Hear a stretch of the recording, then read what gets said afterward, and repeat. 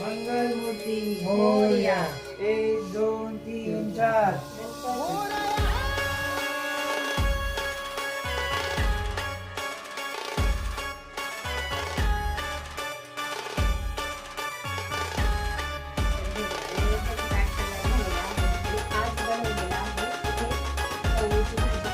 चपाती आहे, शेवळीची खीर केली, डाळ भात बनवलेला आहे.